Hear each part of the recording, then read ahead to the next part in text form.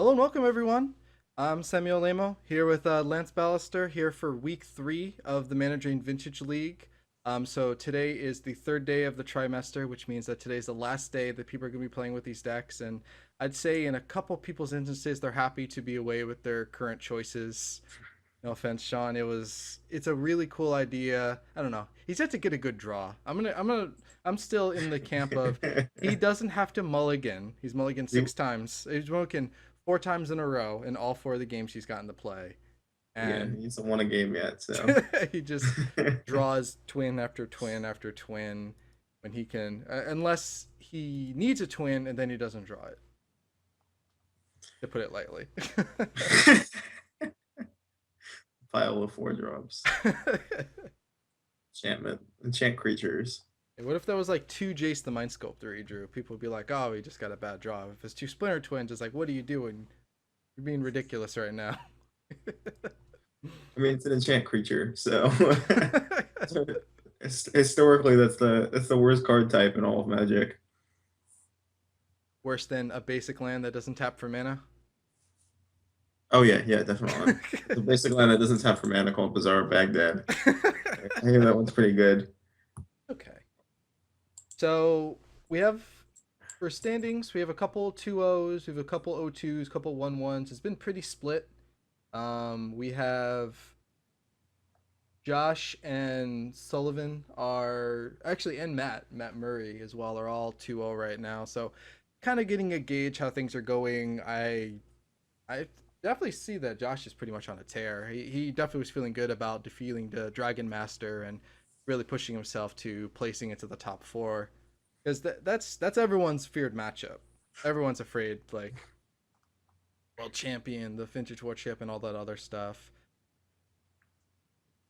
So for matches tonight, I mean, yeah, Brian's won a lot of tournaments, so doing his own thing, yeah. playing EDH in vintage.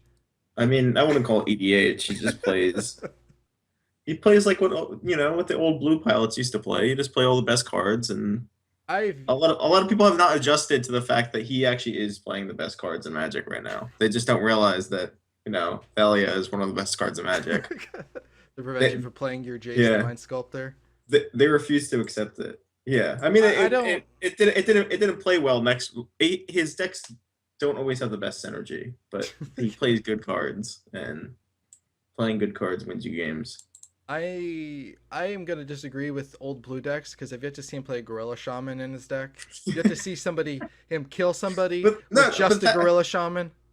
Thalia is the new Gorilla Shaman. It does like a little bit of mana denial. It kind of attacks, but not really.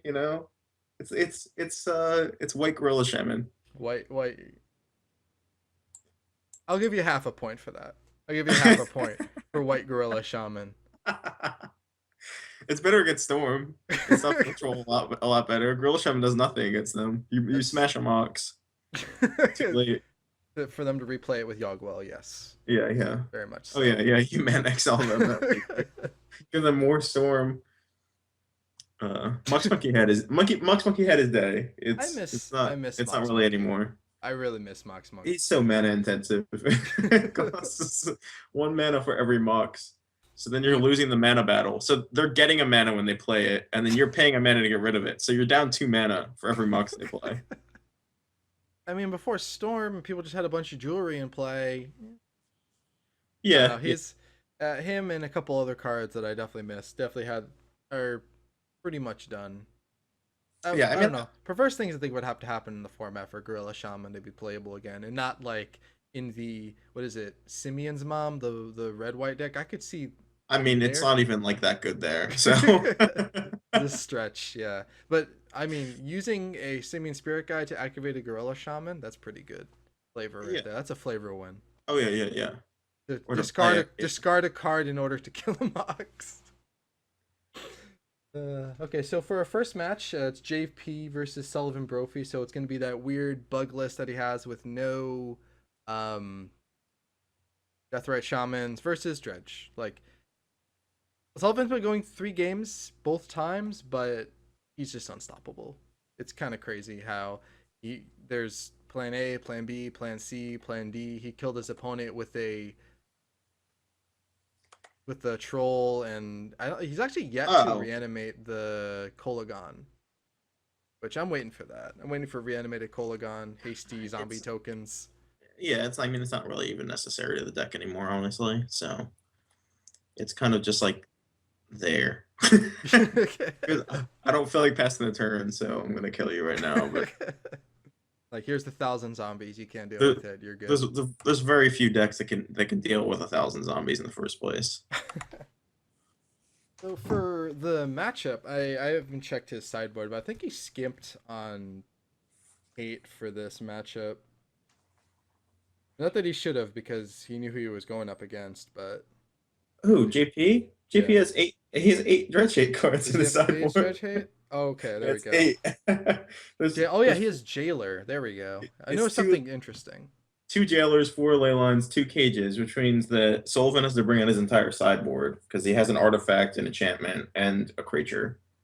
Um, he has JP also has four wastelands and a strip in the main. So Also a Crucible it's too. yeah, and Crucible, yeah, yeah. He Yeah, can set up a Crucible he's lockup. got Exile, and he has the ability to cast his Leyline, which I think is pretty big, especially when we've been seeing a Yeah, lot of shop stacks just playing Leylines with no real way to cast them outside their Black Lotus.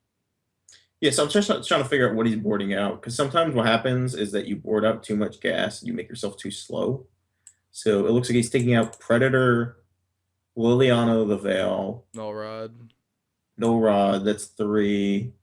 Probably doesn't need the Um, Crucible, to be perfectly honest. Abrupt Decays. You would leave the Crucible in, I think. Abrupt Yeah, Decays at six, and then maybe Mana Drain.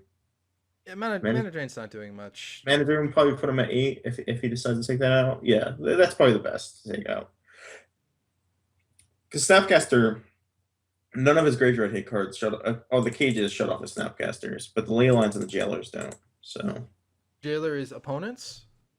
Jailer is both players, but because of the way the layering works, Snapcaster layers after the Jailer. So if you would need to flash the Jailer in with like either like an Aether Vial or something to shut off the flashback. So Jailer takes away all the abilities, and then Snapcaster comes back in later. Oh, and So puts a it's layer. yeah, it puts a layer on top of it. So you would need the Jailer to come in after the Snapcaster to take that layer away.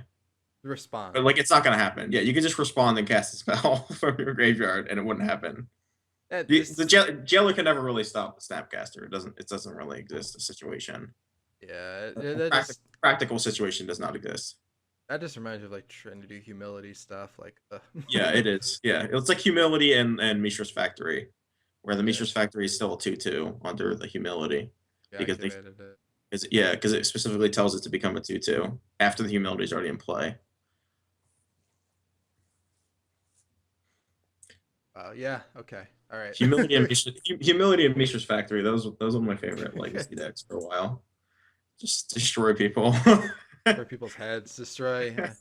You should put a chains in there too, chains of Mephistopheles, and just have the judge have to sit near you the entire tournament. Like, The all right, worst we're gonna give you a judge. Just, it's okay. one of the most annoying cards with Blood Moons get really annoying too with the layering because all the comes into play effects still work with Blood Moons. So like if my Lances comes into play tapped, it still comes into play tapped. But you can't But pay a life to untap it. it's a mountain and it's still a non-basic. Like Non-basic. it's a non-basic mountain that will like come into play tapped if it's like a I don't know Fairy Conclave or something. So that should be easy. Game 1, game 2, and 3. It's just I don't know. I enjoy watching Sullivan smash through the hate because it's just a completely different game. Games 2 and 3. It really goes to show you that you need to know how to goldfish it. You need to know when to go for it, and it's somebody actually attacking the graveyard, which is pretty big. Like GP has somebody a GP has a non-0% chance of winning game one too. can he Not go? good, but non-zero. Yeah, he can go nuts with Hydra. He has Hydra and he would need Hydra on Wasteland, basically, for our hand to beat him game one. But I mean it's certainly possible. Hydra has trample too. That's pretty big. Yeah. Like if he wins the die roll, drops the first turn Hydra, and then goes turn two Wasteland your Bazaar, and then casts just some spells. I mean that can definitely get there. So that should Yeah. That should be a pretty good match. And then it's gonna be John trying to make twin work. Trying to I just want to see it once. I just want to see it work once. Versus Brian's Sylvan Thorn. I don't know what to call it. Bant Splash Red. It's Brian Kelly deck. It's a Brian Kelly deck. It's a Brian Kelly deck, yeah. Um, yeah, I mean this is a weird matchup. I don't really know what's gonna happen. There's I mean, not like Brian has. Brian doesn't really shapes have any available. Brian. Yeah, he doesn't really have any way of stopping the combo once it gets assembled.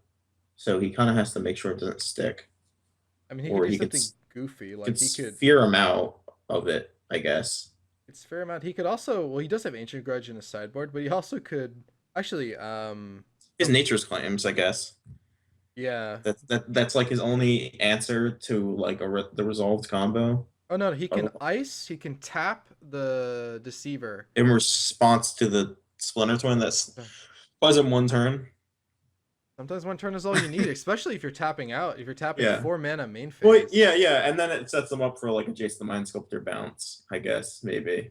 This seems a very I convoluted way to save one turn, but he plays. I don't know. He has the one Fire Ice. I could see him keeping it in because that is a pretty good trump. Oh, okay, here you go. Nope, and then kill you next turn, like yeah. that sort of. So that's I could see it go either way. I just one game. Come on, one. I mean, I yeah. want Sean to win one game, just so That's it's a, like that's what I'm saying. Like this should be a good matchup for him.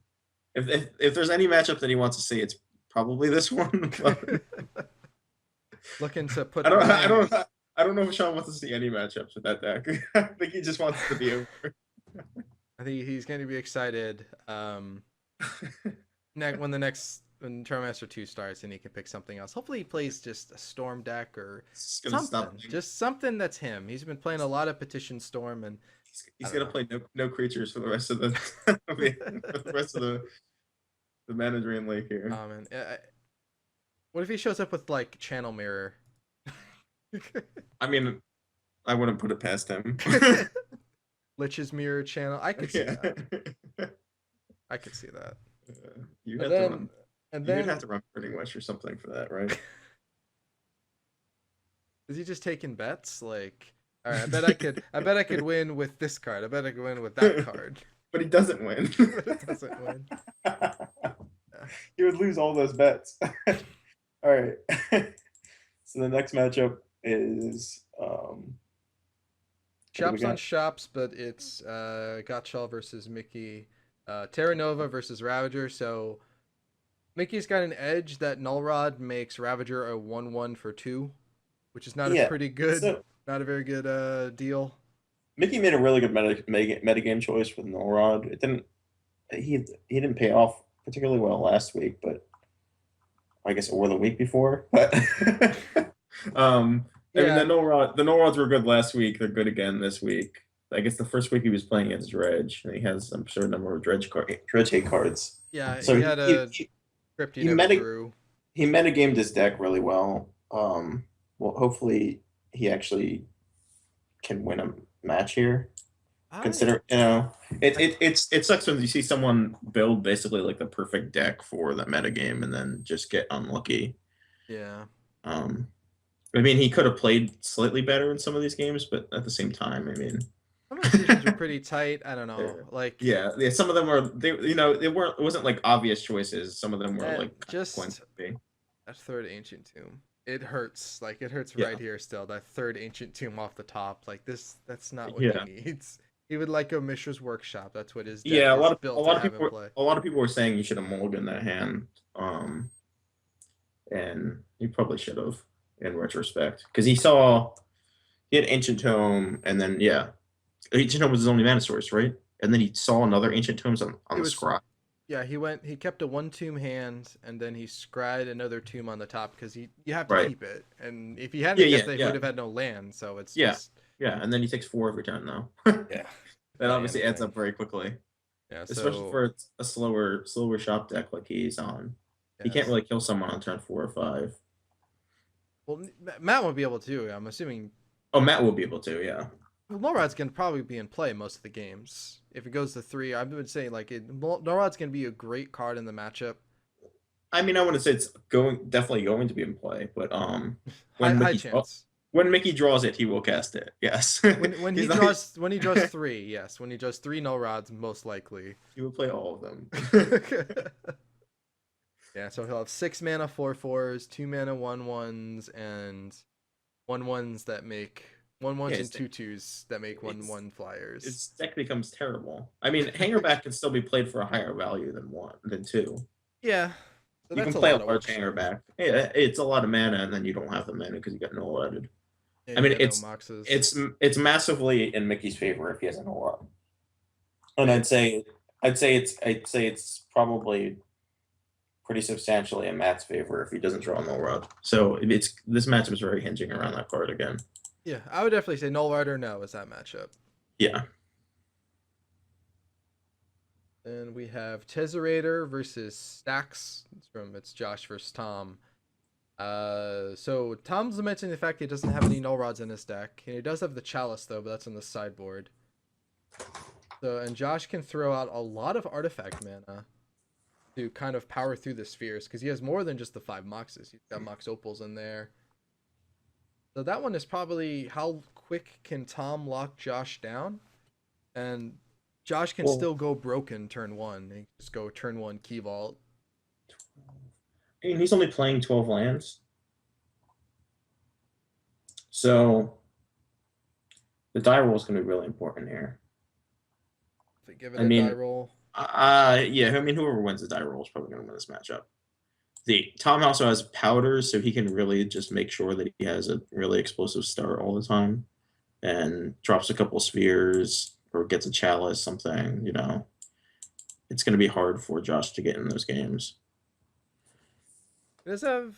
I think he's got Hercules, really just Hercules Recall as his artifact removal, so it's not really I mean, pinpointed. yeah, if he gets the 2 mana, he wins. If he can cast a 2 mana non-creature spell post board, he could, he probably wins that game. Yeah, It's getting to that point. he's It only might be got different. 5 dead cards for game one. Well, actually, I'm not gonna call Mental Misstep dead. Flusterstorm is definitely dead, but it does pitch to Force of Will. That, yeah, I'll definitely give you that. It's probably just when it goes up to Mental whoever wins Misstep the match. has one target. Yep.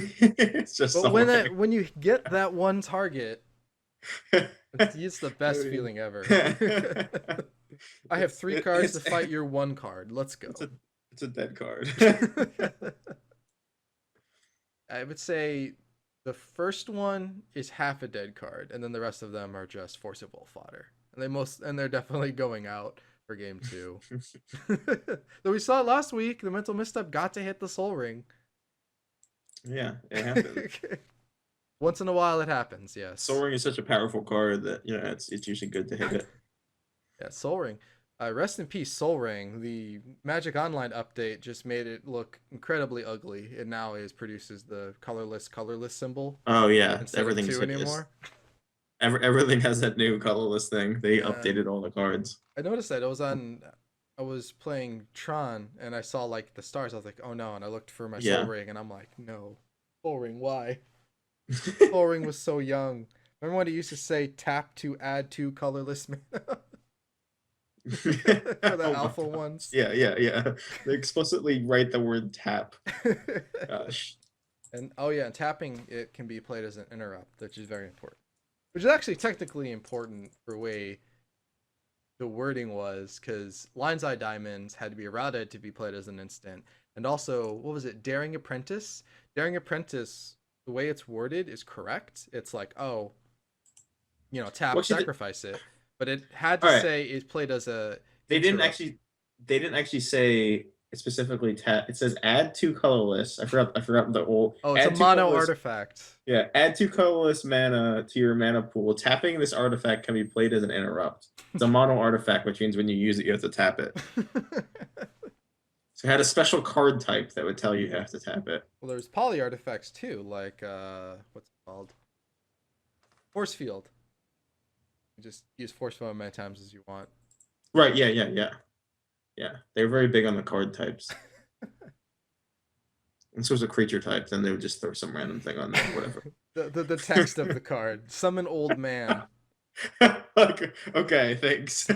Summon Uncle Istvan. This is I the want to worst play creature. Engineered Plague naming Uncle Istvan. All legends are legend. Summon legend. That's it. There's no. No, no, and then they had to put in the text box. Oh, this counts as this. Baron Master Yeah, Wizard yeah, counts yeah. as a wizard because you Thank can you. just cram. I don't Thank know. you for letting me know my guy that says he's a wizard is a wizard. I mean, was it Will? That's a bird that doesn't have flying. A green card. Yeah, yeah. There was lots of ridiculous stuff. My favorite was like the erratas on some of the cards that would be completely unplayable now too. Like Orcish or Flame got errated from 2 mana to 4 mana. Like this card's too broken. We have to make it 4 mana now. +1/+0 on attacking creatures? No, we can't do this. Oh my god. And then the last match of tonight is going to be Keith versus Matt Murray. So it's going to be Mentor versus Oath, which is creature based deck versus Oath of Druid stack. Yeah, I mean, obviously Matt's heavily Yeah, favored here. that's it. Does he even have like good sideboard hit cards for this? Does he have Delver of Secrets? Is this a Delver? Yeah, Delver of Secrets. 2 Mentor, 3 Pyromancer, a Jace. He's got Containment Priest. Oh, he's a Containment Priest. And Okay, it's not. Yeah, he's white in his deck. It's not just straight Delver. So the white makes it substantially better because Matt's on the Salvager's Oath. So if he was just Cage would be terrible against them. He can just Oath right through that. yeah, he can eat. Um, He can eat. Well, it's the way it's worded, right? You put the oath on a sack, and then you have to play it. so It all the Oath happens was at once. the Oath trigger resolves. It tries to put the creature in play, or it can't because there's Cage in play. No, no, I know that. I meant for Uh, priest. Like you have to play your priest before your opponent oaths, right? It just turns off the oath. yeah, yeah, yeah, You yeah. can't let them oath so the creature gets Oh, eaten. That doesn't they work like can that. they can Oath. It'll get exiled though. Right, right. But like if you're gonna stack it and play properly, it's like okay, Oath of Druids, and your opponent goes, okay, priest. You can't wait till they're oathing so the creature gets exiled. It's Yeah, just yeah, yeah, yeah. it's You have just to prevents right. you from oath. Yeah, Okay. yeah. You can't do something in between a read the like reminder text on Bazaar, right? Can't do something in between an ability. Right, you did get me with that last week. I was trying to cast stuff in between.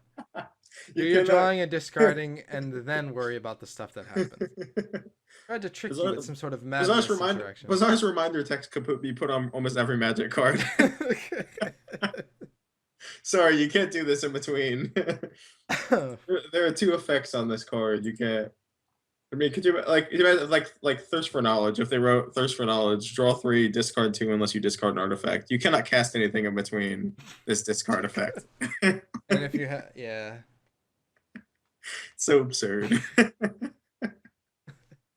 right, so we're gonna take a couple minutes. We're gonna set up. I'm actually gonna drop stream for a second because we're getting some dropped frames. So I just want to restart everything. So we'll be right back with our first match of Bug versus Dredge.